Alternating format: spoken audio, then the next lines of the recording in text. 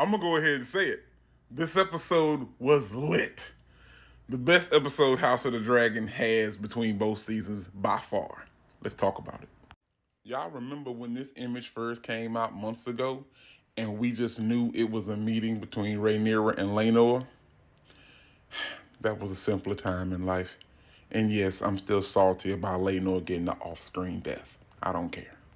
Adam said, look, I ain't go hunting for him. He came for me, chased me down like I owed him child support money. Alicent has come to the reality that all the dipping and fetching she's done her entire life amounts to nothing when compared to the fact that she's still a woman. Now, they want to blame these two for starting the riot last week, but let's be honest, they didn't start that riot. The small folks started that riot. And I was completely fine with their response to it. Aemon is sending them to the wall, not because they started a riot, but because they suck as knights. They're not good at their job, and back at the brothel, they laughed at him. We all know Aemon don't forget a slight. That's why they're getting sent to the wall. I heard a whisper that Sea Smoke got a new rider. Why don't you tell Aemon? Well, you the master of whispers. I figured you should tell him. Nah, you got it. But don't you want to earn favor? Nah, I'm good. Don't nobody want to give Aemon bad news. So you still talking loud and out of turn, huh? I bet you won't do that shit in front of Rhaenyra, though. Mysaria said you ain't gonna find no dragon riders in them pages. You got to get off in the streets. But Rhaenyra said, we need highborns. They got honor and loyalty. Mysaria said, Aegon, Aemon, highborn, loyalty.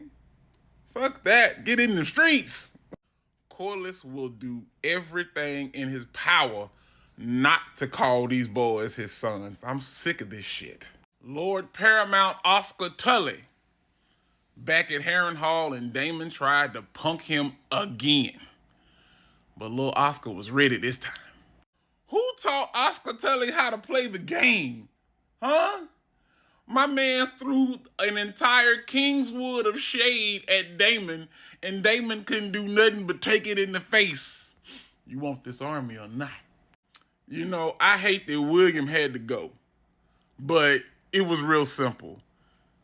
One man or get an entire army. Sorry, William. Maybe next lifetime.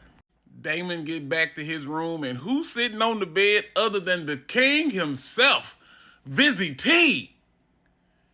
And he asked Daemon, do you want this? It's a burden. It crushes whoever wears it. Do you really want this action? The fact that Aegon is up and moving at all is really a miracle. Ugh. Damn it. Corlys know these is his boys. These boys know Corlys they daddy, and he still refuses to acknowledge them. Even with Rhaenys's blessing to raise them up, still he hesitates. Why, bro? Why? If fuck them kids was a person, when you plan on going back to the city? What the fuck is in the city for me? Children that don't like me? A council I can't sit on? Man, fuck that. I'm about to get in this tent and go to sleep. Did Jace just call them people the N-word? That's what I'm feeling right now. But I do understand his anger. I understand where he's coming from. Jace is not stupid. Jace has known his entire life who his real daddy is. And everything he's saying to Rhaenyra right now is incredibly valid. While I applaud her work for the crown and her loyalty, I just know it's going to get her killed at some point. If your friends don't lift you up like the people just did off, are they really your friends? Ask yourself that question. Hold on, Hugh.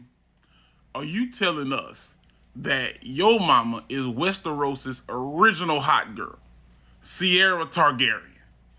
Fuck a hot girl summer. She had a hot girl life. Yo, that's your mama. Okay. Alicent just trying to find purpose and a reason to live at this point. If you don't want to be here, bro, you ain't got to be here. Pack your bag, take them goddamn tree branches, and get the fuck out of here. Say whatever the hell y'all want, but this speech by Rhaenyra was a damn good speech. I was ready to claim a dragon my damn self. I knew Vermithor was the second largest dragon after Vhagar.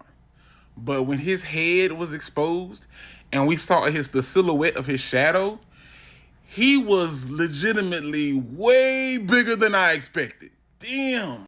Explain to me why we need these dragon keepers again. Because they sung the sea smoke for 20 minutes before he showed up last week. She came out and called Vermithor by name one time and he came on up. And she calmed him easily.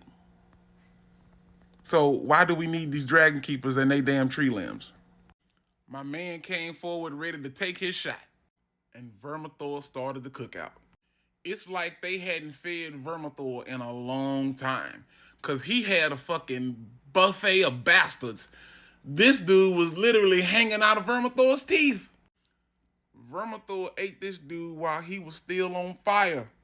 Didn't even make that sound you make when you bite into something really hot. No.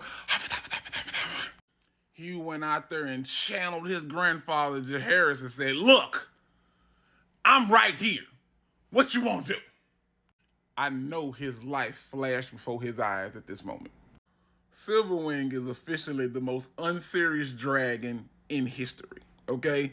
Because legitimately, I feel like he just wanted a playmate the way he kept nudging Ulf around the room. Ulf landed like he had to make sure he ain't dead.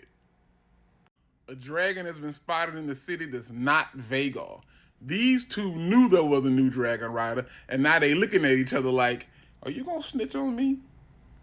Silverwing just flying around unserious. Like, shit, I ain't been to the big city in a minute. What's poppin'? Ulf is having the time of his life. Somebody on Twitter said Aemon had Vhagar parked outside the city like an old box Chevy. And I ain't been right since. Vhagar rolls up like, Visenya, what's poppin', baby? We going to Dorne tonight?